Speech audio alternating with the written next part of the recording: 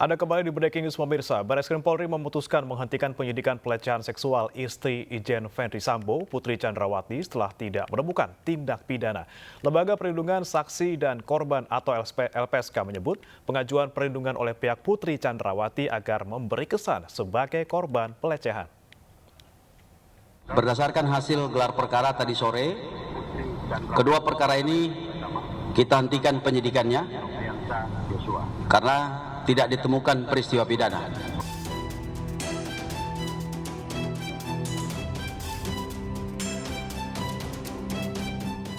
LPSK menjadi salah satu sentral lembaga yang menjadi perhatian sejak kasus pembunuhan Brigadir Joshua mencuat. Salah satunya adalah terkait perlindungan istri Irjen Verdi Sambo, Putri Chandrawati, yang sejak awal diakui menjadi korban pelecehan seksual. Meski telah berupaya menemui dan mengajak Putri berbicara terkait permohonan perlindungan yang diajukan kuasa hukumnya, namun karena kondisi psikis istri Jenderal Sambo ini masih terganggu dan merasa malu, LPSK memutuskan belum perlu memberikan perlindungan. Yang terkini, Ketua LPSK Hasto Atmojo mengatakan pengajuan permohonan perlindungan Putri Chandrawati tidak murni untuk memperoleh perlindungan sebagai korban. Menurut Hasto, permohonan tersebut bisa juga diajukan untuk memberi kesan Putri sebagai korban. Putri juga tidak pernah bisa menyampaikan keluh kesahnya kepada LPSK. Pemirsa, istri Irjen Verdi Sambo, Putri Chandrawati menjadi salah satu kunci dalam kasus kematian Brigadir Joshua. Dan untuk membahasnya lebih dalam, kini kita sudah terhubung dengan Eva Akjani Zulfa, pakar hukum pidana. Selamat malam, Bu Eva Akjani. Selamat malam, Mas. Ya, terima kasih sudah bergabung di Breaking News Anyus TV, Bu Eva.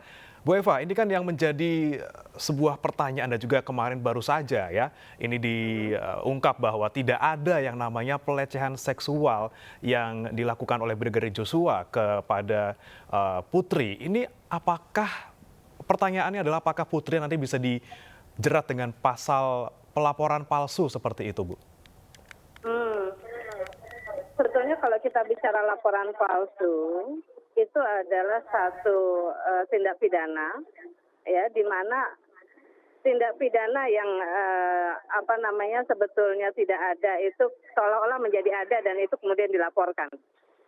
Ya, jadi kalau konteksnya adalah bahwa diduga tadinya tindak pidana itu ada tapi buktinya tidak cukup kuat, artinya dihentikan, ini tidak kita bisa masukkan ke dalam konteks laporan palsu. Gitu. Okay. Kecuali kalau memang dinyatakan bahwa memang peristiwa itu tidak ada sama sekali.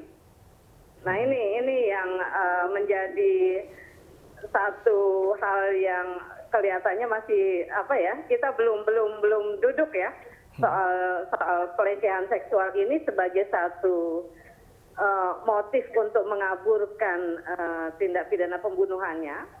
Gitu, atau memang sebetulnya peristiwa ini ada tetapi tidak bisa dibuktikan oleh para penyidik, itu menjadi hal yang lain.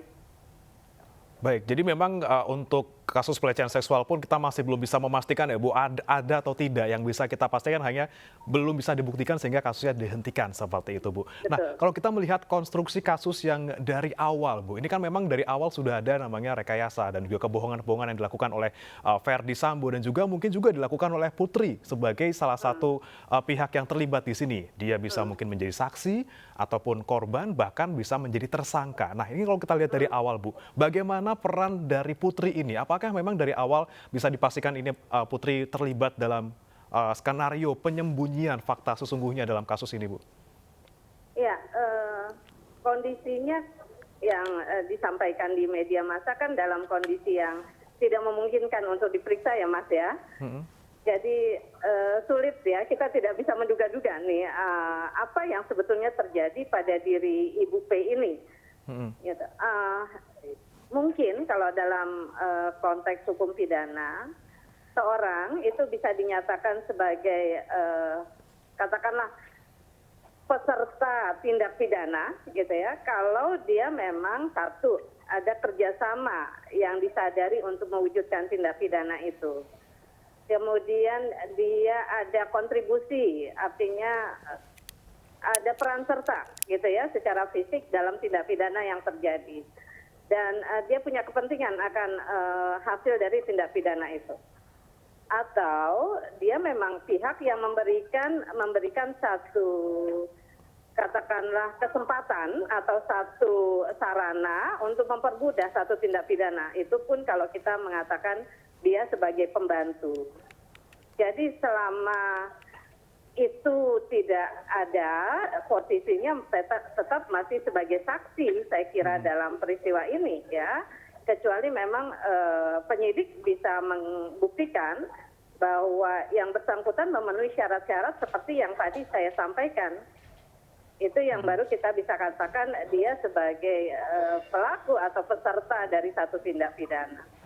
Oke, Bu, kalau misalnya untuk diperiksa memang selama ini Putri seakan-akan sangat sulit untuk diperiksa, ditanyakan oleh beberapa pihak dari mulai tim sus, kemudian juga dari Komnas HAM dan juga LPSK ini sangat sulit untuk meminta keterangan dari Ibu Putri. Tapi kalau kita melihat mungkin dari CCTV yang beredar seperti itu sudah ada sosok Ibu Putri di sana. Kemudian juga kalau dari cerita-cerita yang beredar juga yang kemudian dikonfirmasi bahwa dari polisi juga tidak bisa membuktikan adanya pelecehan seksual di sana. Itu kan berarti kita bisa secara gambarnya secara kasarnya kita bilang ini ada keterlibatan Putri gitu Bu. Apakah kita bisa melihat ini sebagai potensi Putri bisa menjadi tersangka di kemudian hari? Kita menyampaikan hasil pemeriksaan ataupun penyidikan polisi yang memang belum ada Bu. Ya, seperti tadi yang saya sampaikan ya. Setiap orang yang dalam lingkaran itu gitu ya Mas, orang-orang yang terkait dengan peristiwa ini bisa jadi dalam posisi sebagai saksi atau barangkali potensial sebagai tersangka. Potensi gitu ada ya Bu ya? Apakah memang dia memenuhi syarat-syarat seperti yang tadi saya sampaikan. Apakah itu sebagai pembantu atau itu sebagai pelaku atau posisinya hanya sekedar saksi saja ya di dalam peristiwa itu. Oke, tapi kalau untuk sekarang nih Bu, karena Putri memang sampai sekarang keterangannya sangat minim, kemudian sangat sulit untuk diselidiki, apakah diamnya Putri ini bisa dianggap sebagai upaya untuk menghalangi penyidikan kasus ini Bu? Saya kira dalam konteks pidana tidak bisa seperti itu ya Mas. Jadi memang benar-benar satu hal yang paling menyulitkan memang dalam konteks investigasi adalah ketika kita menghargai bahwa diam itu adalah hak dari seorang terperiksa, gitu ya. Right to be silent itu bagian dari hak untuk melindungi atau membela diri dan itu dilindungi dalam konteks HAM. Satu itu. Yang kedua memang kualifikasinya karena dia dalam posisi yang dikatakan tidak sehat secara rohani, nanti pun kalau diperiksa kualitas pemeriksaannya itu tidak mungkin untuk menjadi satu bukti yang akurat atau bukti yang memiliki kekuatan pembuktian di pengadilan itu menjadi tidak sahih gitu ya. Ya jadi kalaupun dijadikan bukti yang lemah kalau menurut saya. Oke, baik. Tapi ini kan kasusnya untuk Putri ya Bu ya. Jadi diamnya Putri adalah salah satu bentuk pembelaan diri seperti itu. Tapi kalau misalnya kita berbicara soal kuasa hukum Bu Eva, apakah juga nanti bisa menjadi jeratan hukum juga untuk kuasa hukumnya yang mungkin selama ini dianggapnya mungkin mengaburkan ataupun menyembunyikan fakta kasus ini, Bu? Iya, kalau saya kira dalam konteks kuasa hukum, ya, dia kan adalah orang yang memang dilindungi oleh undang-undang advokat gitu ya dalam konteks pembelaan kliennya. Jadi kita harus lihat dalam konteks itu dulu ya.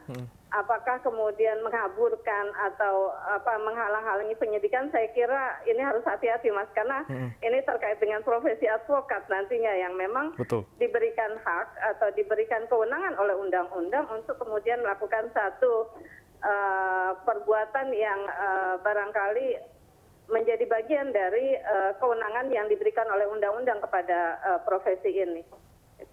Oke, Bu Eva, kita tarik mundur lagi Bu ke pernyataan dari Bapak Menko Polhukam kita Mahfud MD yang mengatakan bahwa kasus ini sangat sensitif, hanya bisa didengar oleh orang dewasa.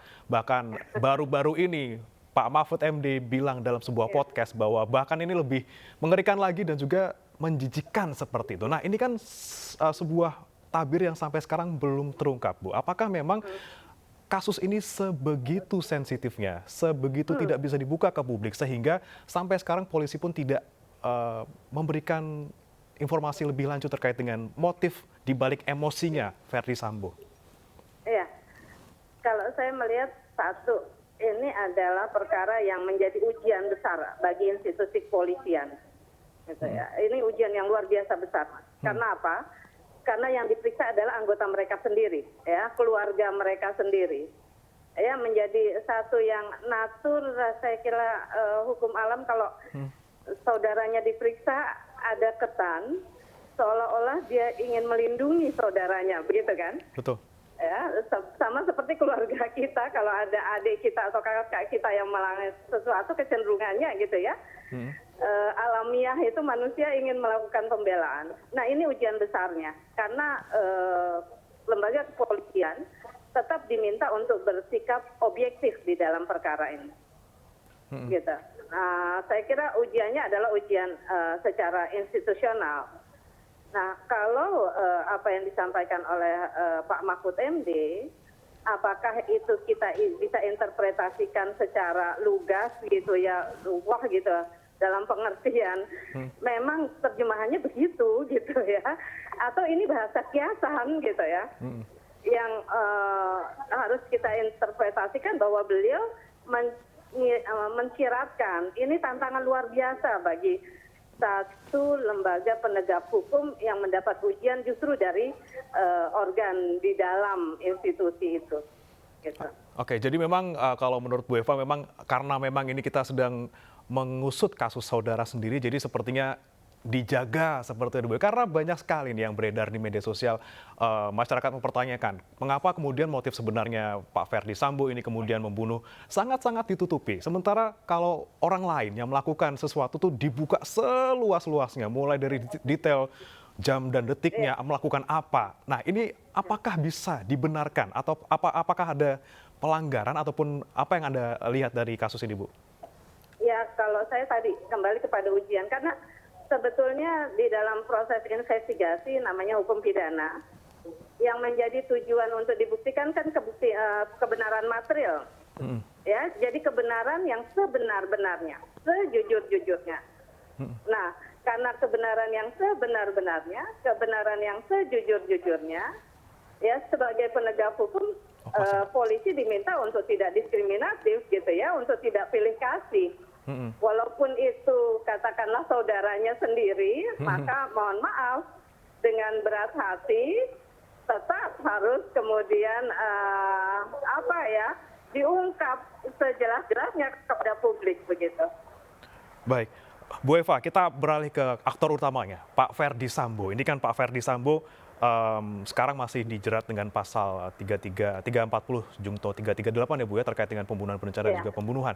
Nah, ini kan memang ada beberapa hal lain yang dilakukan oleh Verdi Sambo dalam kasus ini, seperti misalnya menyembunyikan barang bukti, menghalangi penyidikan misalnya dengan menghilangkan CCTV, berbohong di awal kasus, kemudian juga ada akses ilegal juga ke mendiang Joshua. Apakah juga ada pasal-pasal lain yang bisa dijeratkan kepada Pak Verdi Sambo? Iya. Jadi yang barusan disampaikan oleh Mas itu ada satu tindak pidana yang berdiri sendiri. Ya, kalau kita bicara menghalang-halangi penyidikan itu pasti pasalnya kan 216 gitu ya. Kalau menyembunyikan bukti kita bicara pasal 221 KUHP.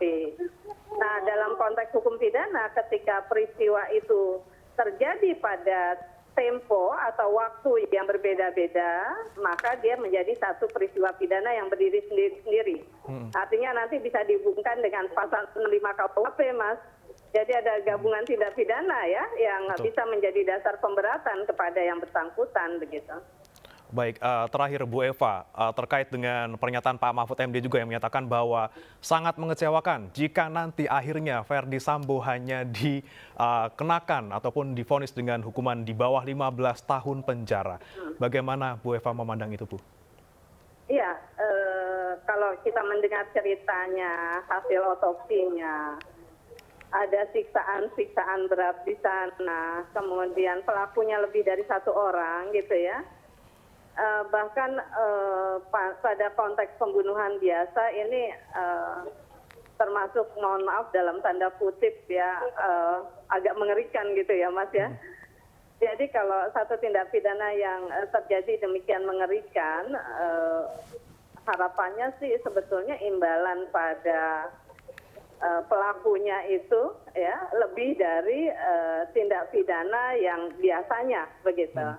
Satu itu. Yang kedua juga rentetan peristiwa yang tadi menggambarkan ada lebih dari satu tindak pidana juga harusnya dilihat oleh penegak hukum sebagai sesuatu yang memang secara legal itu menjadi satu dasar pemberat seperti yang saya sampaikan ya, ada 65-nya di sini, ada gabungan beberapa tindak pidana yang terjadi dalam peristiwa ini.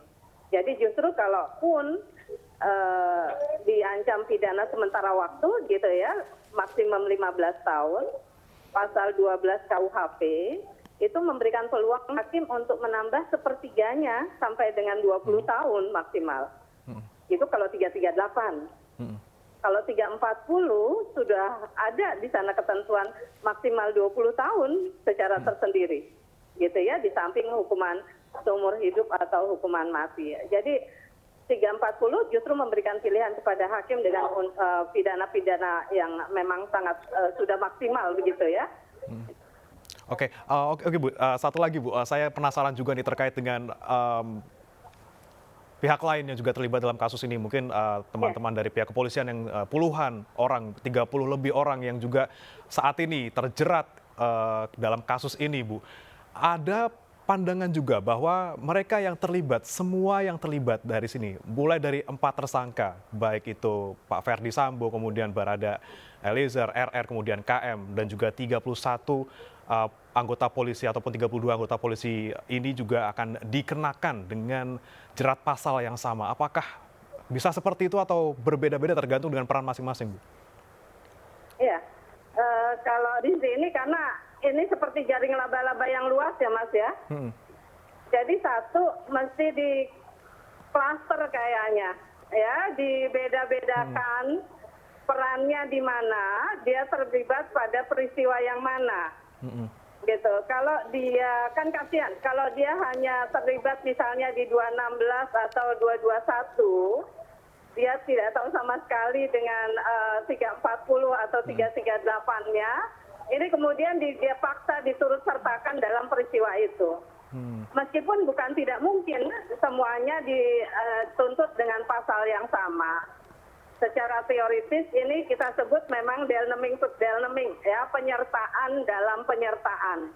Di mana setiap mata rantai jaring laba-laba itu dengan perannya masing-masing itu memang melakukan tindak pidana secara bersama-sama untuk satu peristiwa yang sama begitu.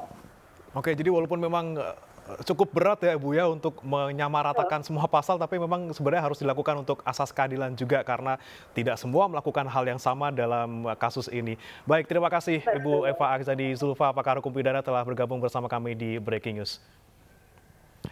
Dan pemirsa, jangan beranjak, Breaking News akan kembali usai jeda berikut.